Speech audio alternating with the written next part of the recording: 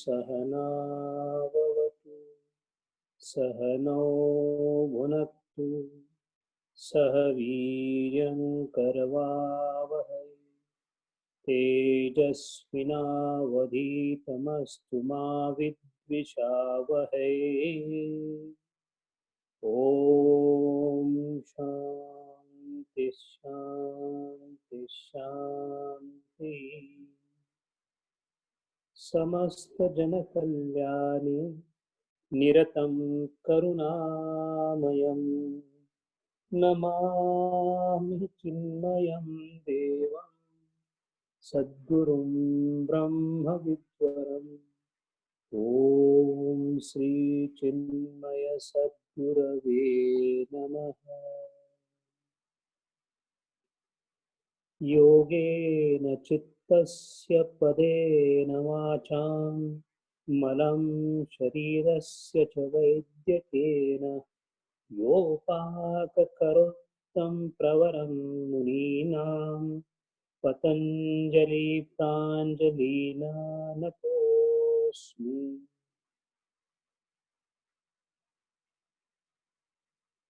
Hari Om.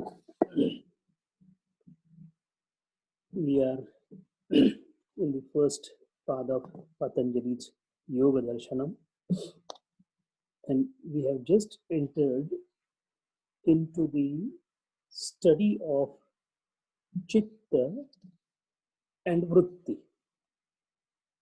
So we started with the instructions of Patanjali Maharaja's Atha Yoga Anushasanam. Then we saw Yoga's Chitta Vritti Nirodha. Chitta and Vritti, when they are restrained without force, then tadrashtuhu sarupe avasthanam, the seer, the sadhaka, reaches a stage which is his original state or sthiti. Tadrashtuhu sarupe avasthanam. We also saw that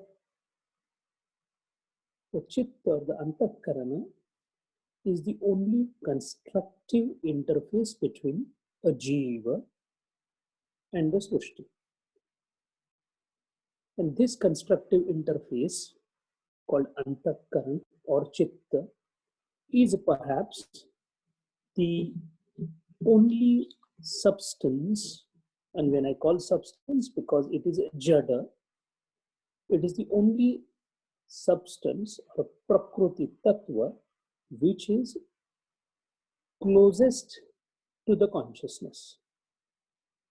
In other words, my hand is also a Jada Tattva, my head is also Jada Tattva, my brain is also Jada Tattva, but none of them are competent enough to go close to the consciousness to reflect the light of consciousness.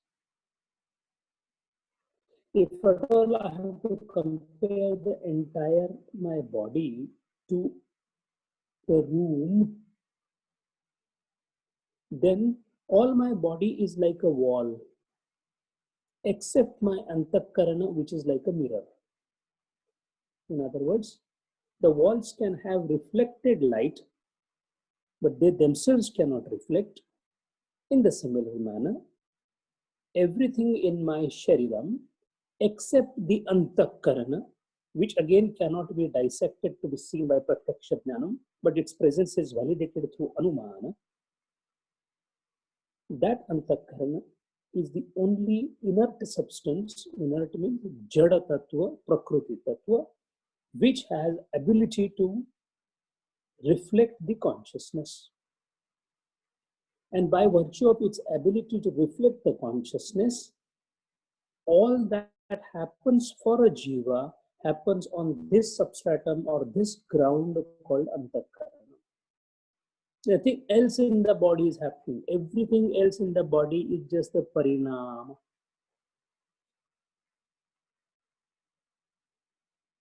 Each constituent of the constructed universe, created universe, keeps on working on its own rhythm. which in medicine we call it a circadian rhythm, which in Shastra is called cosmic rhythm or Ruta. The tree will come out of the seed, the leaves will sprout, the flower will be flowering. So each function of each constituent of the universe is happening on its own through the cosmic activity. The only place where whatever has been perceived from outside is analyzed and then given some attributes, that activity happens only in Antakarana. So sum total of all the discussion is, for the Jiva, the only area that should be given predominance or importance is Antakarana, nothing else. What matters is what matters at Antakarana, none of the other places. And that is why the focus of entire Yoga Shastra is on Chit or Antakarana. And Patanjali Maharaj says that this Chitta can be disturbed, and any disturbance in the Chitta leads to formation of a wave called thought, which in Shastriya Paribhasha is called Vritti. So this reflecting medium, this clean, pristine, pure, crystal clear medium called Antakarana, when it undergoes a transformation, or the better word is modification, then it is said that there is a Vritti formed on the Chitta. These Vrittis which are formed on the Chitta, they disturb the Chitta and throw that Chitta into different avasthas, which are called as Sthiti, Antakarana Sthiti. And the Antakarana Sthiti, based on which Sthiti it is, based on which status it is enjoying, the substratum, is classified into 5 types, which we saw, which starts from the tossing mind called Kshipta. Then comes, first is Mudha, then comes Kshiptra, then Vikshipta, then Ekagra, and then Niruddha. It is a stage-wise improvement in the formation of vrittis on the substratum. When there are too many waves that are appearing on the Chitta in all directions without knowing which one is coming, which one is going, such an Antakarana is a Mudha Antakarana, where the Antakarana is always in a deluded state. Tamoguna causes that. As we move from Tamoguna towards a Rajoguna, then Kshipta and Vikshiptata comes into the picture. Kshipta is a tossing mind, and this tossing is because of a repetitive attachment of the Jiva to the different subjects. So while perceiving, if we get involved into the perception by creating Anukula Pratikula Vichara in our mind, then the vrittis keep tossing and multiple vrittis are formed. Those are called as Kshiptra or tossing Antakarana. So the quantitative aspect of number of thoughts in the mind is very high in Kshipta Antakarana. And as we move towards the Vikshipta Antakarana, then it is also a tossing mind, but it tosses for certain number. The number dwindles down. It becomes less. And the very fact that the vrittis are coming down indicates that the Rajoguna is a receding and Sattvaguna is predominating. When I am worshipping the God, I am still into what is called as a Vikshipta Antakarana, because here also I am trying to consider that God as another thing. I'm trying to worship it. I'm trying to bathe it. I'm trying to put flowers at the feet of the God. I'm trying to take the incense stick. I'm trying to do the dhupa, deepa, naivedyam, etc.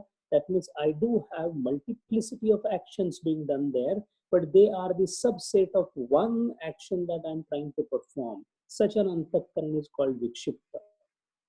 It differs from the Kshipta because it is less in quantity in terms of number of distractions, or so the number of vrittis are less.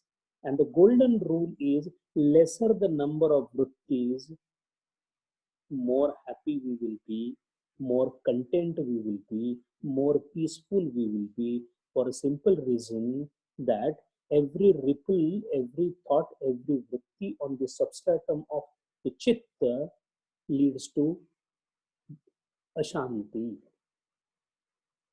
Calmer, purer, pristine, clear the chitta, more the shanti and anandam. Shanti and Anandam are the two sides of the same coin. One cannot be Shanta and he doesn't have Ananda, or one cannot be Anandi, happy, blissful, and he is disturbed.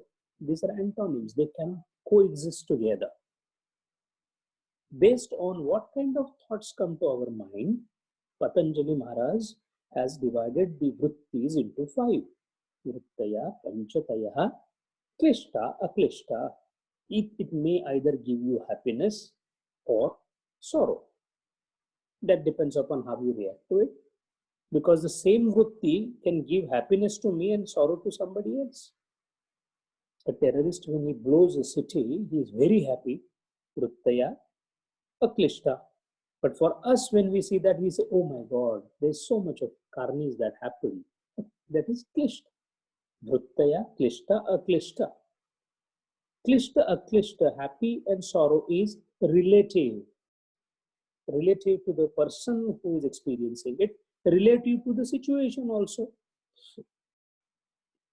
The same mango, Alfonso, which gives me pleasure, it causes me pangs of unhappiness when I'm suffering from diabetes. The object is same. Situation had changed, or somebody comes and says, sir, you got a lottery of about 1 million, and that happens precisely 5 minutes after your own near and dear one's death. Now the question is whether the vritti will be klishta or aklishta, happy or sorrowful, depends upon the status of the person who is receiving it.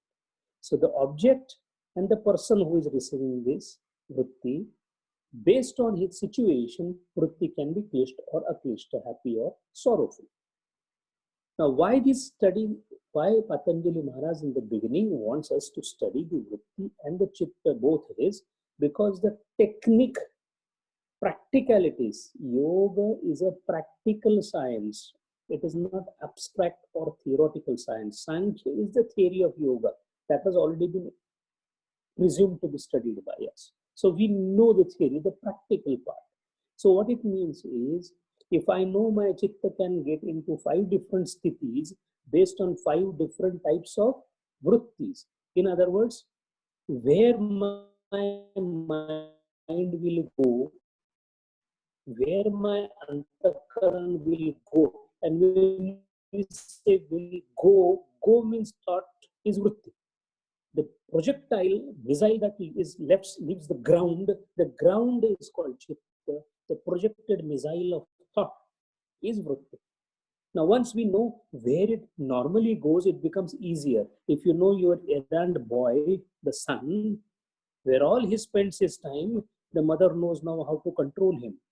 She knows if he's gone, he must have gone to his friend, or he must have gone there or here, otherwise he doesn't go anywhere. So she knows, it helps us in controlling. That is why Patanjali Maharaj gives a practical hint at the beginning, that vrittaya panchataya. That panchataya vritti is again described by Patanjali Maharaj as pramana viparyaya vikalpa nidra smrutaya. 5 types of vrittis. This is where we had come last time, of which pramanam is what we had studied last time. We saw these 5 vrittis because if we know my own vritti, my own thought, where it is, then I can control it. For example, pramana is what? Pramana is knowledge based on the true and acceptable data. We saw that last time. The knowledge based on true and acceptable data. Now this pramana, we saw also what is sadvastu mimamsa and sadvastu jnana shastra. both. Sadvastu Mimamsa, we are talking about metaphysics, ontology, and we also saw what is epistemology or Pramana Shastra. In very, very simple words, either you have a knowledge about an object or you have a knowledge of how to know an object. What is an object is metaphysics or ontology, which is Sadvastu Shastra, and how to know the nature of a subject is called epistemology. What metaphysics or Adhyatma or Sadvastu Mimamsa, how Pramana Shastra or Sadvastu Jnana Shastra or Pramana Jnana. Why both are important? Because the aim is to know the precise nature of what is around, including me. Who am I? Raman Maharshi's famous statement, Nan Yaar. Who am I? That is the ultimate research, ultimate thing that needs to be analyzed in the world. Everything else is also random category. Who am I and what is my nature? What is this world? What is the nature of this world? And what is that Ishvara and what is his nature? Jiva, Jagata, Jagadishvara. Once we know these three, everything is known. Now, once we know that this is the Vastu Mimamsa we are supposed to do, that is why one of the name of Brahma, not Brahma, Brahma, one of the name of Brahma is Vastu. Brahma is also called Vastu. It is also called Bhauma or Bhumi. So Vastu, because we need to analyze what it is. And while analyzing, we must have a valid reasoning. Invalid reasoning will give to invalid results. So the reason or the pramana is as important as the vastu. So that is why first you have to verify the implement called reasoning, because at the end we are going to reason it out. And surprisingly and ironically, what we do is we are trying to reason out something that cannot be reasoned. It sounds like a paradox. We are studying pramanas to know something which is beyond pramanas, because Brahman, Atma Tattvam, is beyond pramanas. That besides the point. The pramanam is our way of getting the knowledge from the world in very simple words. So my mind, my antakarana, the first thing it does in this world is, moment I come in this world, my first thing is curiosity. I start looking here and there for what? The appetite or the hunger for knowledge. The sinkanan, one of the most predominant sign of a human being or anybody who has antakarana is his constant hunger for knowledge. Why do you think in the morning, first thing we rush to the door is to get the newspaper? Want to know what happened where, how many cases, how many deaths. How does that matter? Does it really matter? Do we have any say in the matters of America? Doesn't matter, but still I want to know what did this president say. Why? Nature, curiosity of knowledge. So curiosity of knowledge there, we are constantly trying to get.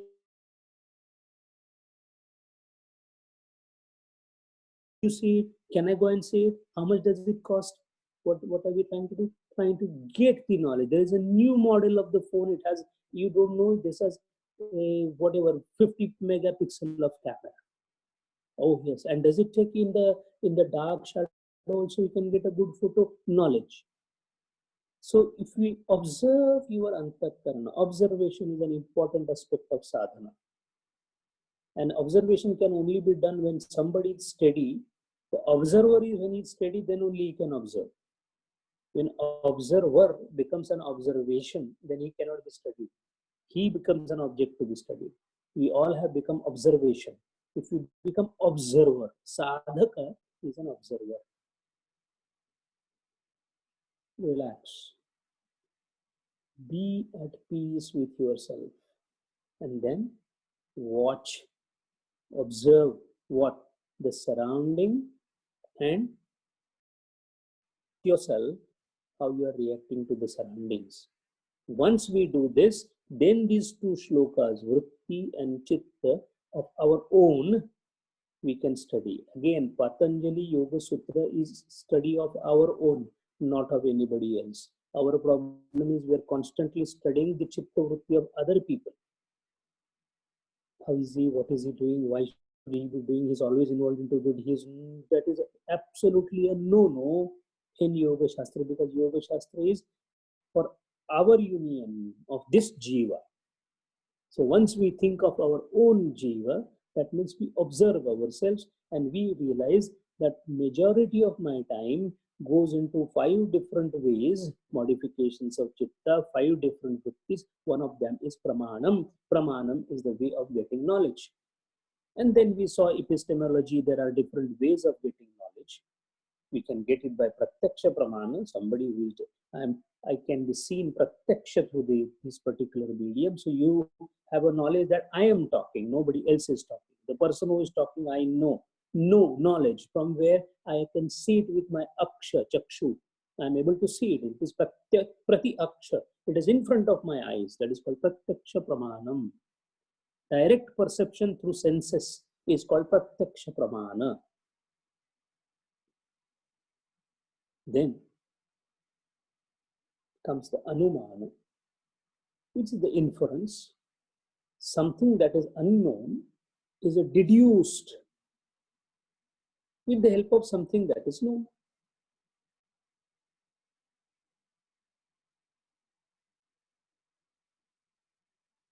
If I marry, I will be a happy person. Who gave this knowledge? To a bachelor.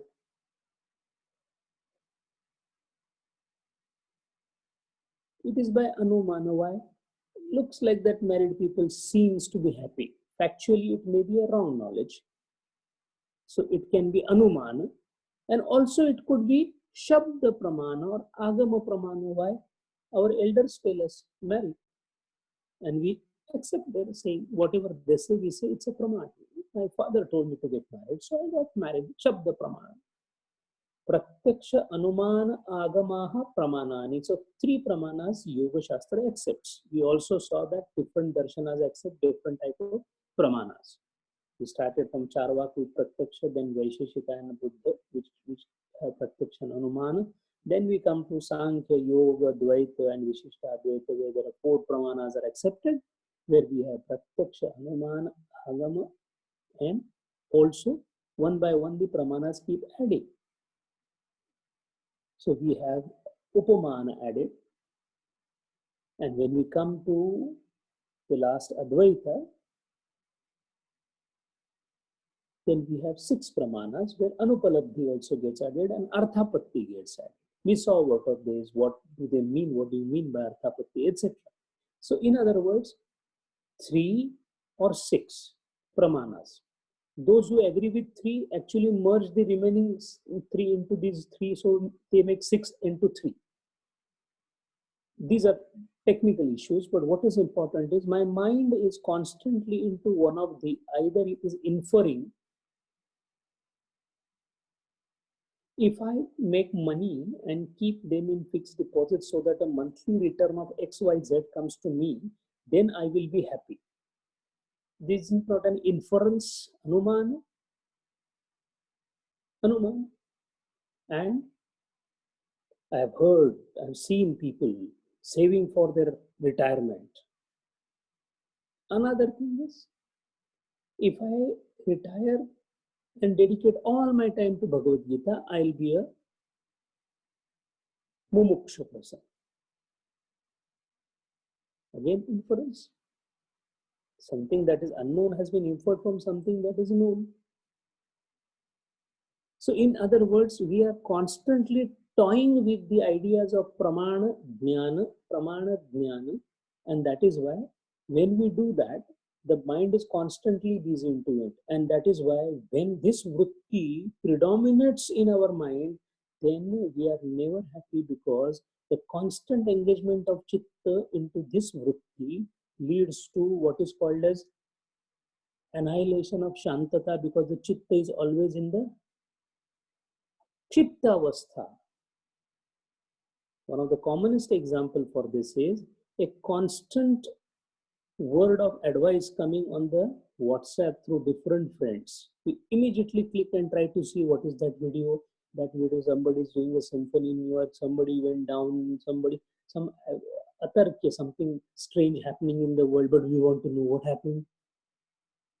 This vritti has to be forcefully, in the beginning, stopped, reduced. As they rightly say, every time you open a WhatsApp, you get lot many Gyanachanda and Raichanda. Somebody is giving opinion or somebody is giving knowledge. That knowledge is again that pramanam.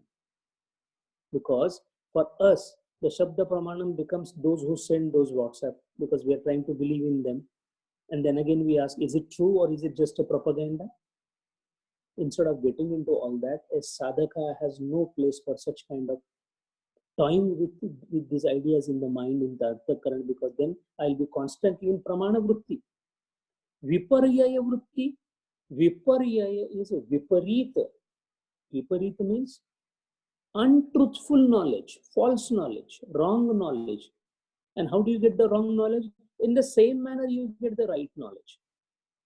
The way you get pramanam, in the same manner you get wrong knowledge.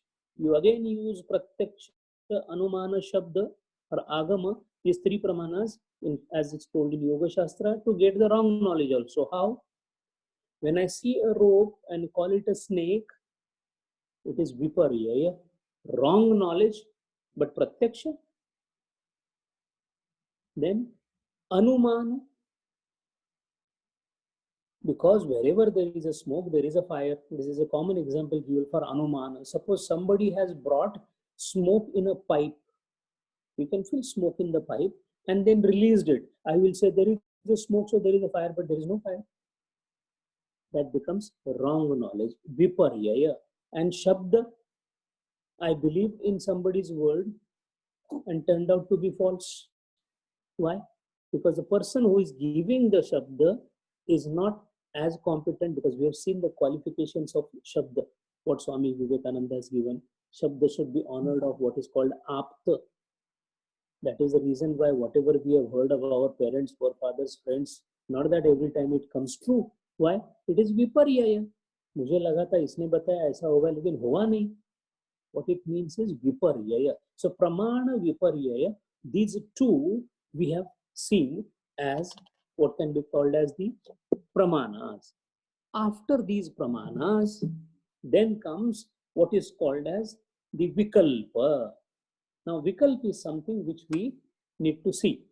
What happens? What is the meaning of vikalpa? To whom we call vikalpa? In case of vikalpa, what is important for all of us to know is that vikalpa means imaginary knowledge. Vikalpa means imaginary knowledge. We are going to come to the details of vikalpa very soon. So first we saw pramana, constant hunger for knowledge, trying to use pratyaksha, anumana and agama and other pramanas if we agree to gain the knowledge. So vritti is constantly involved into it. Mind well, we should not forget second most important aphorism or sutra of Patanjali, Yoga Chitta Vritti Nirodha. The whole exercise is to reduce the vrittis. And that is why pramanam, howsoever good, beautiful you may be, it has to be reduced. So that is why pramana viparyayo mithya jnanam atadrupam pratishtham. Viparyaya is a false knowledge not based on the actual form. Actual form means which is not true. So we saw what is viparyaya. Vikalpa is defined as shabda jnana anupati, shabda jnana anupati vastu shunyo vikalpaha. Shabda jnana, that is knowledge of words. Anupati, anupati means that one which is following to, dependent upon, based on. Anupati, anu is to follow, Anu is to follow, pati is to patanti, or that which follows. Shabda jnana anupati vastu shunyo. Vastu shunyo means that is divide of a thing or a substance. That knowledge of words which follows devoid of thing or a substance is called vikalpa. That means there is no actuality. When there is no actuality, then is it viparyaya? No. Pramana, valid knowledge. Viparyaya, invalid knowledge. That means something is there, wrongly perceived, Brahma. And vikalpa is actually the thing is not existing, yet I have a knowledge about it. And we saw the example last time, the horn of a hare or Vandhyaputra, son of a barren lady. We can call it Vandhyaputra, but Vandhya cannot have putra. So how did I imagine a son of a barren? Imagination. Fantasy. Fantasy or imagination is one of the prime thing that needs to be remembered when it comes to vikalpa. So if you look at the strict interpretation of vikalpa, shabdanupati, following the word, the meaning of the word, when vikalpa has to arise, shabdanupati, vastu shunyu, the absence of the form or a substance, if it is perceived by the words, then it is called as vikalpa. Something that is not existing is being imagined. Now, this is a stricter meaning, but Vivekananda Maharaj has given a beautiful connotation to this particular sutra that we need to know. It is very important for us. According to Vivekananda Maharaj, impatient jumping to conclusion is vikalpa. And he has used a beautiful word which we should keep in mind. He calls it verbal delusion.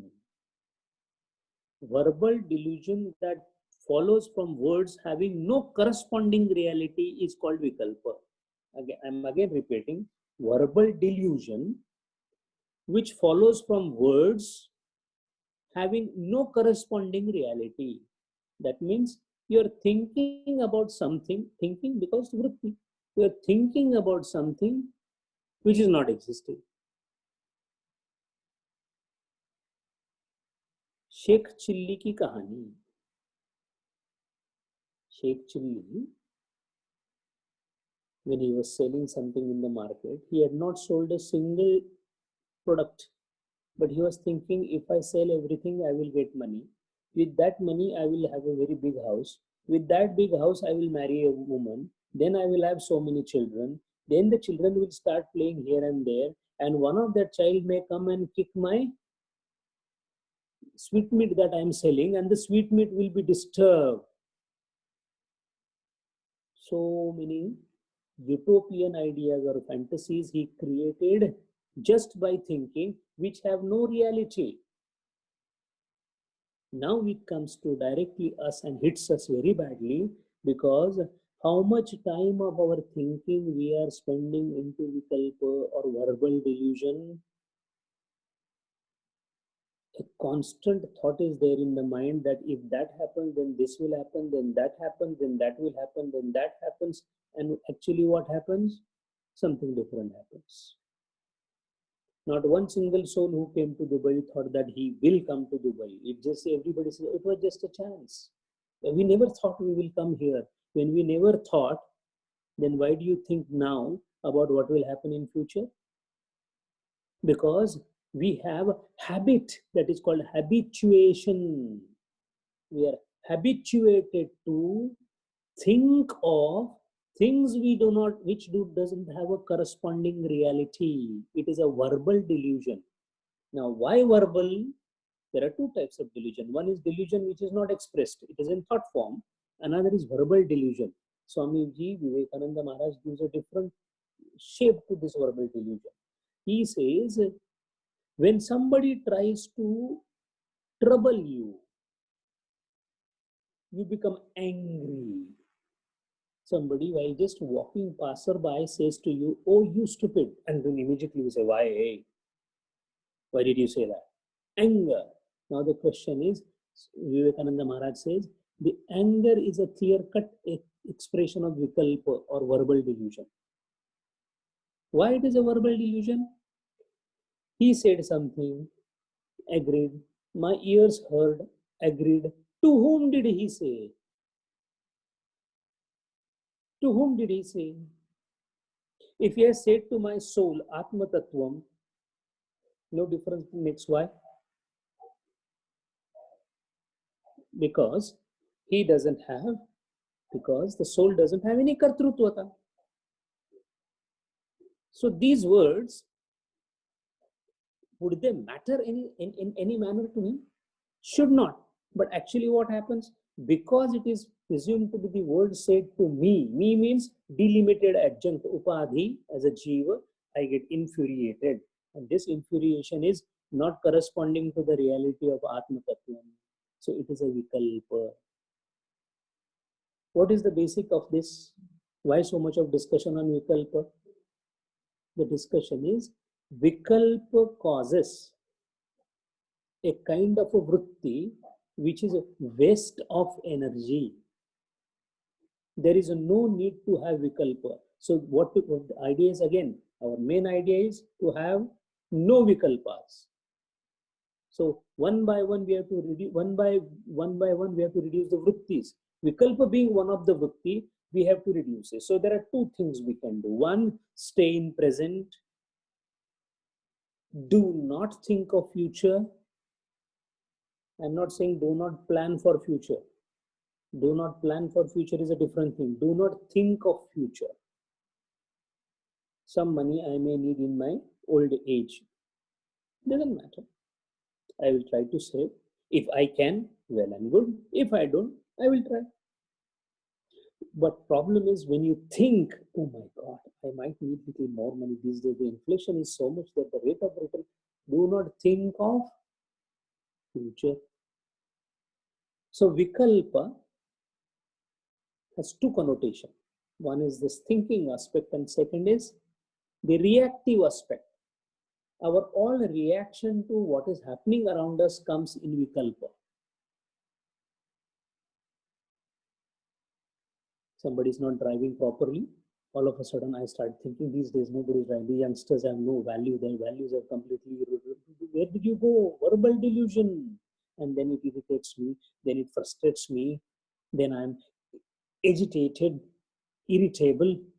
This is called reacting to the situation. So in other words, our life is sum total of reactions and responses to the outer world of objects and subjects. Our life is sum total of reactions and responses to the outer world of objects and subjects. If we reciprocate without vritti formation, then it is called response. If we reciprocate with vritti, then it is called reaction, which is vikalpa or verbal delusion.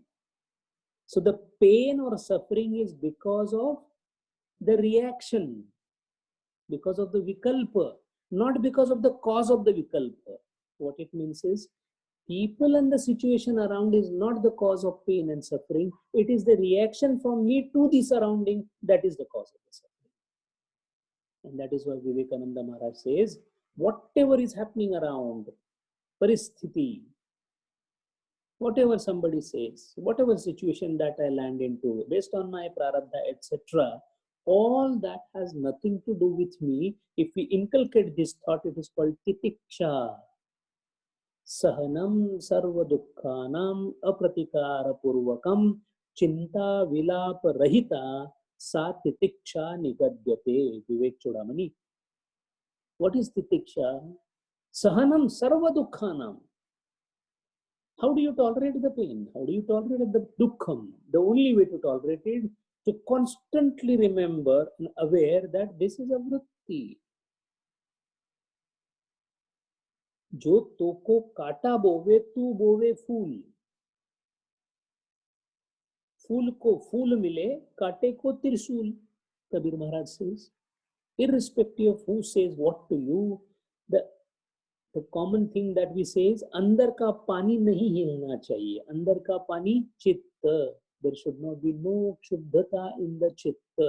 So vikalpa being one of the modification called vritti, we have to ensure that vikalpas or verbal delusion, as Swami Vivekananda calls it, is kept under control. Pramana, a constant hunger for knowledge. Viparyaya, wrong knowledge. Vikalpa, impatient jumping to the conclusions. These are to be avoided. Why? Chitta vritti nirodha. So it has practical implication. Now we have seen three types of vrittis. Vritti, the mind is involved into. First three types we saw. The fourth type is nidra. Everybody has experienced it. Unfortunately, everybody has experienced nidra but knows very little about nidra, both science-wise as well as yoga shastra-wise. The Vakhya of nidra is abhava pratyaya alambana vritti nidraha. Abhava pratyaya alambana vritti nidraha. This is the sutra. The 10th sutra of Patanjali Maharaj is about nidra. Nidra is fourth modification of chitta called vritti. So fourth vritti, 5 vrittis, pramana we saw, viparyaya we saw, vikalpa we saw. Now we are coming to nidra. Abhava pratyaya alambana vritti nidra. What it means? Vritti based upon experience of total absence is nidra. There is a little bit of word play that needs to be kept in mind here. Vritti based on experience of total absence. See the word. Experience of total absence is nidra. Total absence means no content in the chitta. Experience of what it is, an experience of total absence. Or the other meaning is vritti based on total absence of experience. Experience of total absence and total absence of experience. Two different things are there. Again, think. We are in Darshana now. We are in Patanjali's Yoga Sutra. Experience of total absence. We have seen one pramana called Anupalabdhi. Thing that is not in front of me, I also have the knowledge that it is not in front of me, isn't it? So when there is a total absence, nothing is present that can be experienced. But it sounds very cliche. How is it that nothing is present and it is experienced? Can you experience total absence? So is it the experience of total absence, or is it the total absence of experience? Experience A, B, C, D, E, F, Z, all the experience are not present. Is it that state? So there are two ways this nidra is defined. Abhava pratyaya alambana. The main important word here in sutra is abhava pratyaya. What is abhava? A means not. Bhava means presence. Bhavati means to be present, to become. Abhava means absence. Or pratyaya. What is pratyaya? We all know the word pratiti. Pratiti is experience. Pratyaya is experience. Pratyaya is experience. Experience is the content of the chitta. Because this is where you, in antakarna only you get the experience. So that means there is no experience left or felt in the chitta. Absence of experience. What is alambana? Alambana is the word in the sutra. It is a feminine form of word alambana. Alambana is a male form. Alambana is a female form. Because of nidra, the word alambana has come, feminine form, strilingam. Alambanam is nothing else but something which acts as a support for hanging. You know, pendulum, it has a screw and then it keeps moving. So that screw, the fulcrum, that the center, the support based on which everything moves. So that is called support for hanging or suspending, is called alambana. That means Nidra is a vritti which is hanging on absence of experience. So what it means is a vritti which is based on total absence of experience or experience of total absence is called Nidra. So far we know what is the definition of Nidra. Now the question is, there are objections to this sutra. And one of the objection is, what is the definition of vritti? We saw that the vritti is modification of chitta. So modification has to happen, then we call it a vritti. But in Nidra, there is no modification whatsoever. Nidra is a sthiti of the chitta, not the vritti. Modification, change. When there is no change, that is Nidra, isn't it? And when there is no change, change or the modification itself is the soul of definition of vritti. So some people have objected saying that Nidra cannot be a vritti. And second objection is, absence of anything, how it can be experienced? Before going into the sleep, we are aware of something. Then we go into the sleep, we are not aware of anything. We come out of the sleep, again we are aware of something. That means there are 2 points which are of awareness. In between there is a gap there is no awareness, which is called Nidra. If that is the case, then how is it that the absence can be felt? This is the objection taken by some people on this sutra. However, if you look at what Patanjali Maharaj is wanting to say, he is trying to say that this is a vritti itself. Why is he calling it a vritti? One of the reasons why this sutra has been introduced by Swamiji, Patanjali Maharaj here is, later on a state is going to come which is called samadhi.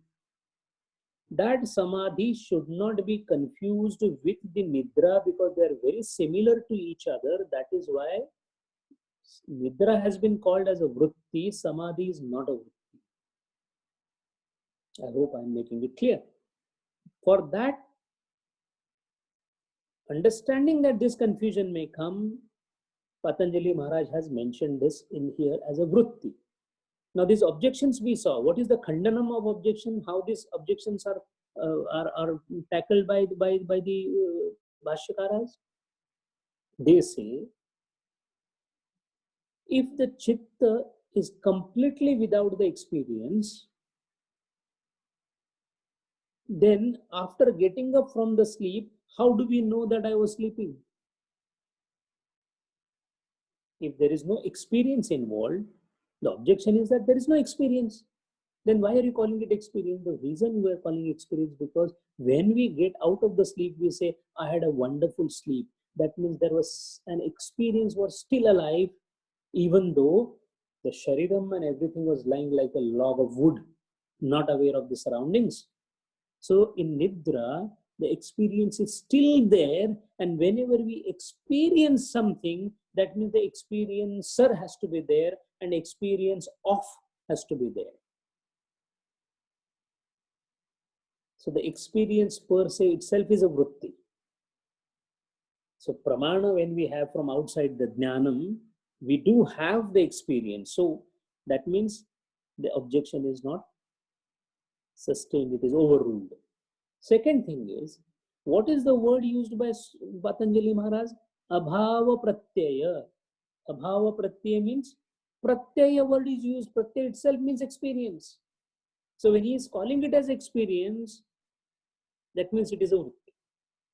So when pramana is not there, when viparyaya is not there, when vikalpa is not there, when smriti is not there, that means 4 vrittis are not there. The 5th has to be there, which is called nidra.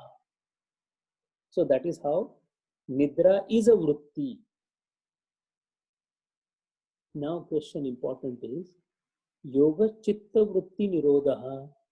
That means all the 5 vrittis are kept restrained by a yogi, and that is one of the reasons why yogis have very little sleep.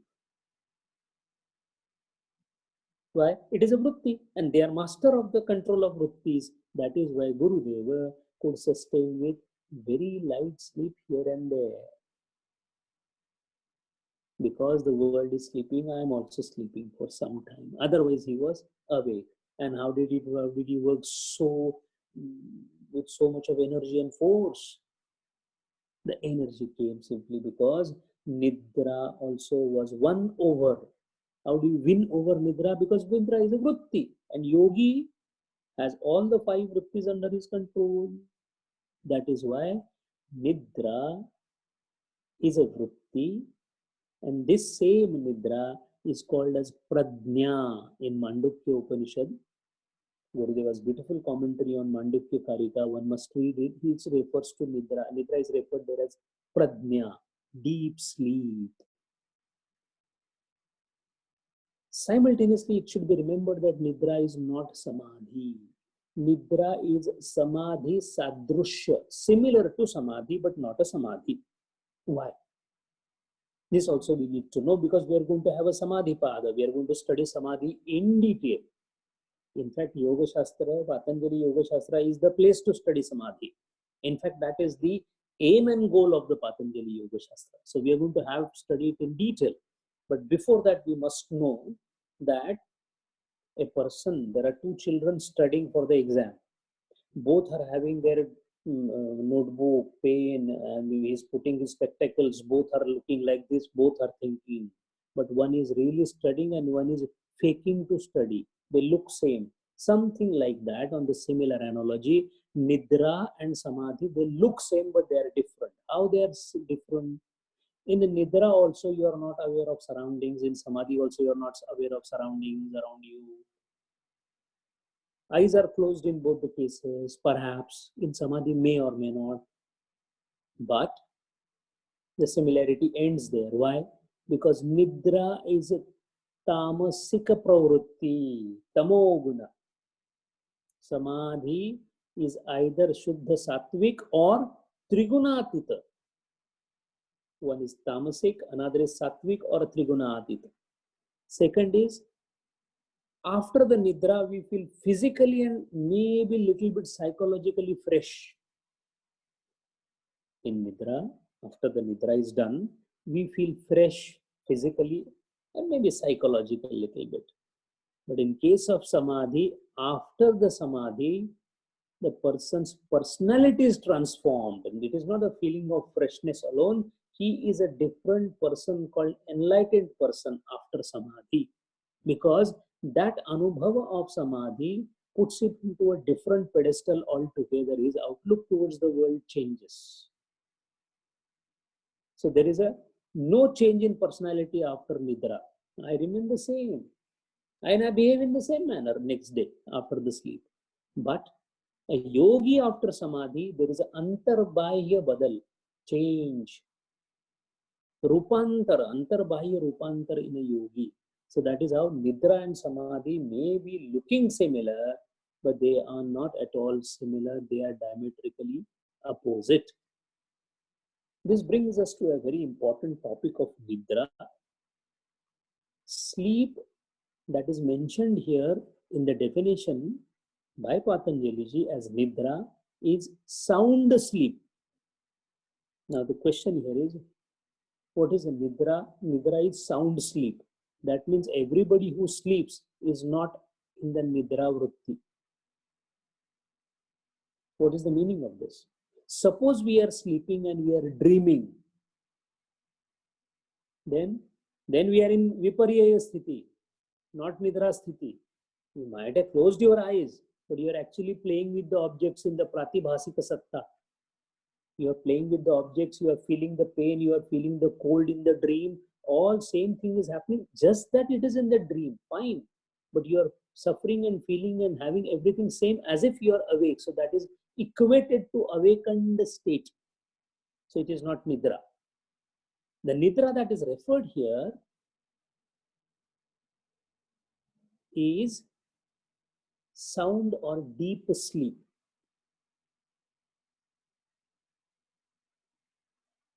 When the sound and deep sleep is there, Then in that sleep, because none of the vrittis are there and antakaran appears to be steady, a touch and go phenomena with the consciousness happens, because of which we feel so good when we get up. Isn't it surprising that without doing anything at all in this world, we feel happy? Think, whole day I am busy into different activities to gain the happiness, but I am getting only sorrow. But in sleep, I do nothing. I do nothing except breathing and I get happiness. So this nidra, the sound sleep, is a state where the awareness of the surroundings is completely brought to a full stop and none of the senses are working. So since the senses are not working, the perception is not there. The perception is not there, so cognizance is not there. The cognizance is not there. That is why the activity of the brain is not there. The activity of brain is not there because the neuronal activity comes down. When the neuronal activity comes down, the stimulating neurotransmitter, most commonly called acetylcholine, is at its lowest level, because of which the brain consumes least possible energy. And by the way, the scientific truth is, when we are awake, 20% of our energy is consumed by the brain. Imagine. That's why many people who are not at all working very hard physically feel tired. The tiredness comes from the stress. Stress means too much thinking by the brain, because when brain thinks too much, it pulls the energy. It requires a lot of adenosine triphosphate. And that is because the neuronal synapses are constantly working. How many neuronal synapses are there in the brain? There are 90 billion neurons in this brain. 90 billion neurons. And the connections are called synapses. Every thought is one synapse, one connection. If we decide to count the synapses at the rate of one synapse per second, we will require 3 million years to count those many synapses are there in the brain. I hope I'm able to project the complexity of the brain. A constant firing is happening here inside the brain.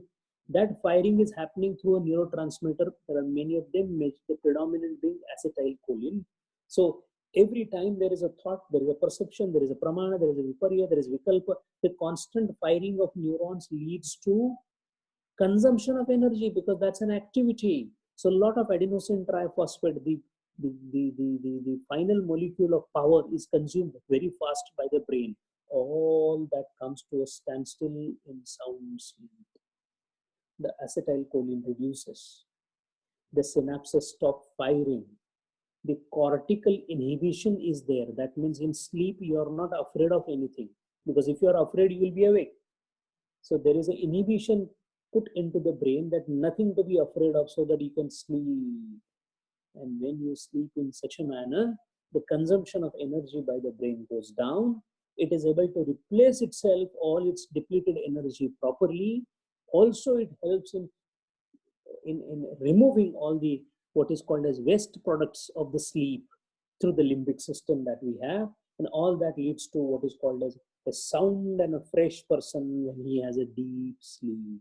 So that is why what matters is how much deep sleep you have in the sleep. Otherwise, the sleep has no meaning. Surprisingly, when we sleep, the time when we are not deep asleep, that time we are into what is called as a dreamy sleep, or what is called as REM sleep. In that sleep, our brain works more than when we are awake. So if you don't have deep sleep component more, and this type of disturbed sleep or REM component more, then what happens?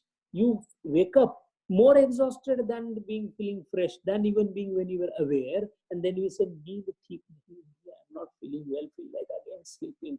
Because you slept apparently for 7 hours, but 6 hours and 59 minutes it was still working the same way it was working. Why?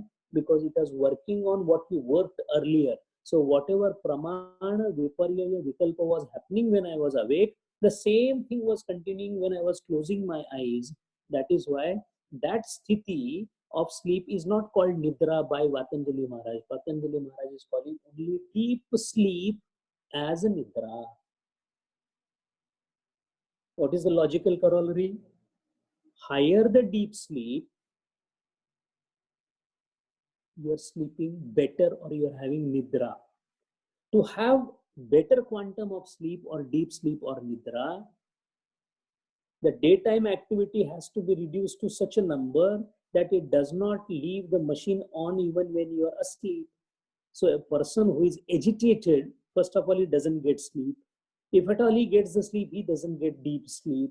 And that has been the story. That is why sleep deprivation or sleep disorder has become a separate science these days. A natural gift of sleep also has been squandered away by persistent and continuous thinking when we are awake through the three vrittis that we already studied. The fourth one is also going to come, smriti. So those four ultimately are directly proportional to what type and quality of sleep we will be getting. See how closely they are related. A yogi is completely aware of this. That is why he tries to keep his vrittis to the minimum. When you keep the vrittis to the minimum, then whenever you sleep, you directly enter into the deep sleep, and a deep sleep of an hour or two is more than enough for the body. That is why most of the yogis are अल्प निद्रा मीत आहारी, खाते भी बहुत कम है, सोते भी बहुत कम है. The sleep automatically comes down and yet they are fresh. The process behind is this. We shall also try to go a little bit more into the details of sleep. Why? Because I want to give a little bit of connection between the modern neuroscience and the sleep, so that we understand what Patanjali Maharaj told that time is now getting realized by, in the last 1 century, more so in the last 15, 20, 25 years, by the neuroscience about the sleep, because Nidra is a part of Vritti. Vrittaya Panchatayaha Klishta Aklishtaha. See how Vishaya Pravesh he has done. Patanjali Maharaj started from yoga's definition, came to Chitta, then came to Vritti, then defined the Vrittis of different 5 types, so that we have a very good fundamental understanding of the Vrittis. Why? Because those Vrittis are to be now restrained. The Abhyasam is going to happen later on. First, you know the enemy properly so that you can unhighlight the enemy completely and be victorious. And the flag of the yogi then flies past high. So this is how the Nidra as one of the Vritti has come. Now, there are some aspects of Nidra that we need to see. And also we need to see one more Nidra called Yoga Nidra. What is Yoga Nidra? Not our sleep. Our Nidra is first of all not a Nidra, because it is a dreamy sleep of a disturbed mind. Yoga Nidra. What is the Nidra that you get through the yoga? And the Yoga Nidra is a state between sleep and the awakened state. How do you remain in between these two states, and how it is related to this vritti is what we will try to see in the next session. Hari Om Purnamada Purnamidam Purnat Purnam Mudachyate Purnasya Purnamadaya Purnameva Vashishyate. Om Shanti Shanti Shanti. Hari Om Shri Gurubhyo Namaha. Hari Om.